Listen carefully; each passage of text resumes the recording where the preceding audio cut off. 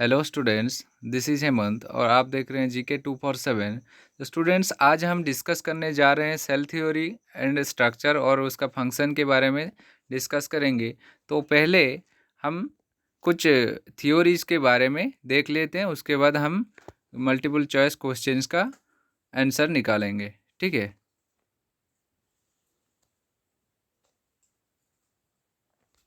तो देखिए, सेल क्या होता है। A cell is a basic unit of life that has और that was discovered by Robert Hooke in 1665। So cell क्या होता है? सेल होता है एक लाइफ का जो बेसिक यूनिट है। ठीक है, लाइफ का एक बेसिक यूनिट होता है।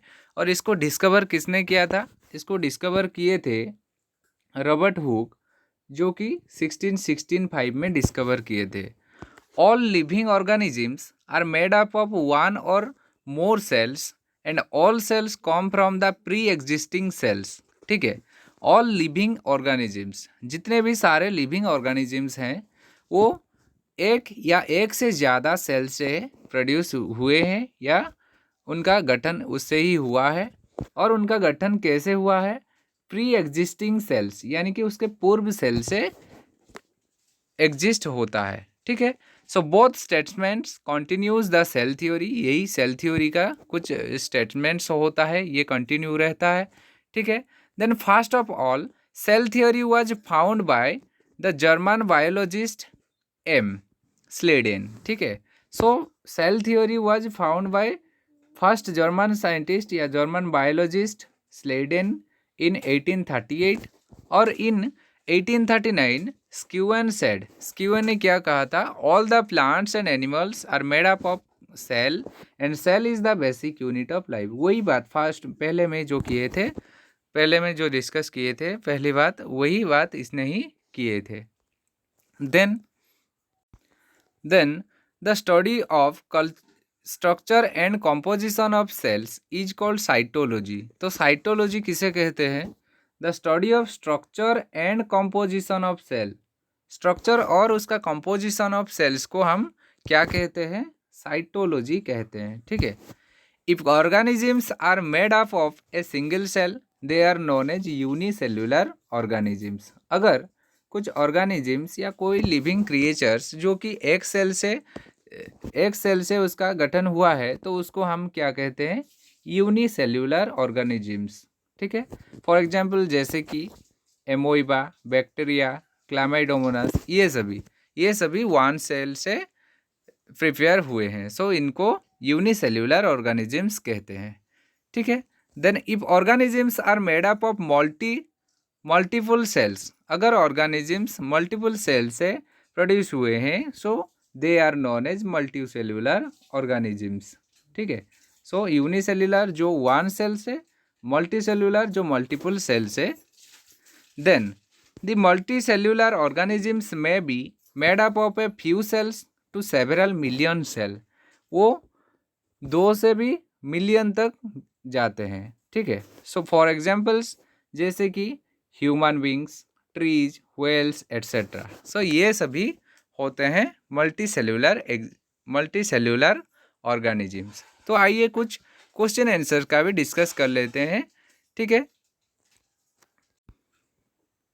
तो इसका फर्स्ट क्वेश्चन रहता है the study of cell, its types, structure, functions and organelles is known as dash. ठीक है। The study of cell, cell के बारे में पढ़ना, उसके टाइप्स के बारे में पढ़ना, स्ट्रक्चर के बारे में जानना और फंक्शंस के बारे में जानना, ये किसके अंदर जाता है? Option A biology, option B cell biology, option C microbiology, option D biotechnology. So इन चारों में से इसका राइट आंसर होता है ऑप्शन नंबर बी, जो कि सेल बायोलॉजी। ठीक है। सेल के बारे में हम पढ़ते हैं और सेल किसके अंदर जाता है? बायोलॉजी के अंदर। सो इसको हम सेल बायोलॉजी कहते हैं। ठीक है। Then number 2 question, who discovered the cell in 1665। 1665 में किसने सेल को डिस्कवर किया है? ठीक है। Option A Robert Brown, option B Robert Hooke, option C Schleiden, option D स्क्यूएन।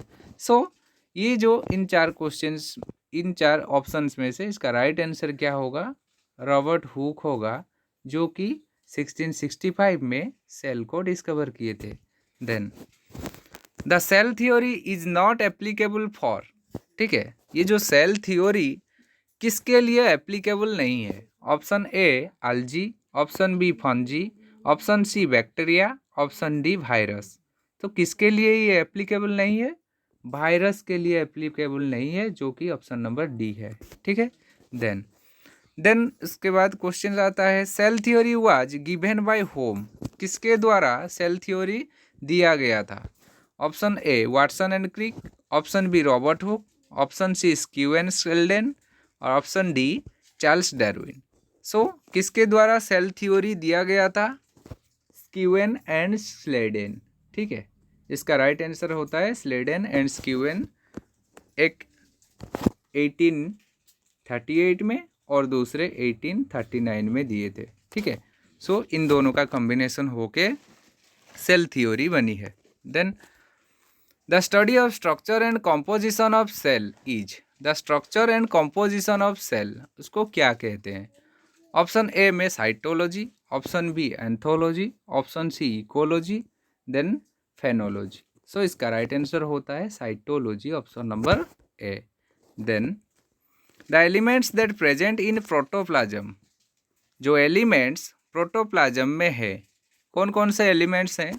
इसका राइट आंसर होगा कार्बन, नाइट्रोजन, हाइड्रोजन और ऑक्सीजन। ये चारों एलिमेंट्स किसके अंदर है? प्रोटोप्लाज्म के अंदर है। ठीक है, सो इसका राइट आंसर होगा option number B. Then which of the following cell organelles is absent in animal cell but present in plant cell? ठीक है, जो एनिमल सेल में एब्सेंट है यानी कि एनिमल सेल में नहीं है लेकिन वो प्लांट सेल में है, कौन सा element? Cell wall, cytoplasm, vacuole और माइटोकॉन्ड्रिया। सो इसका राइट आंसर होता है सेल वॉल, जो प्लांट सेल में रहता है लेकिन एनिमल सेल में नहीं। Then cell wall is mainly composed of, ये जो सेल वॉल है ये किससे कंपोज हुआ है? Option A lipid, option B starch, option C cellulose और ऑप्शन डी प्रोटीन। सो ये जो सेल वॉल है ये कंपोज किससे है? सेल्यूलोज से है। Option number C, C is the right answer. ठीक है।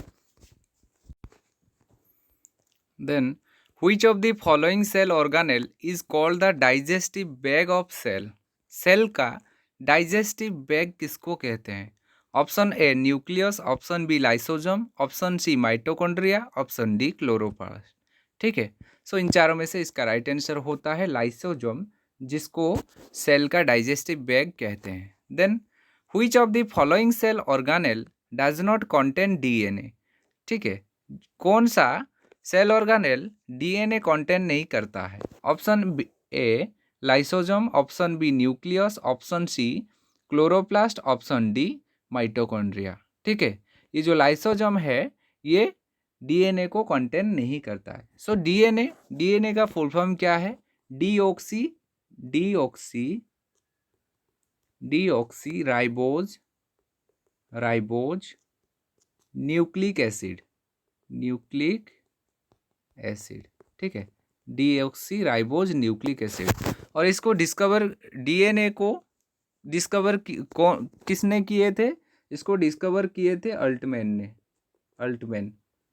डीएनए को डिस्कवर किए थे अल्टमैन ने। सो इसका राइट आंसर क्या होगा? Option number A lysosome. ठीक है। Then which of the following cell organelle is called the powerhouse of the cell, cell का पावर हाउस किसे कहते हैं? सेल का पावर हाउस किसे कहते हैं? ठीक है, option number A nucleus, option B lysosome, option C mitochondria और ऑप्शन डी राइबोसोम।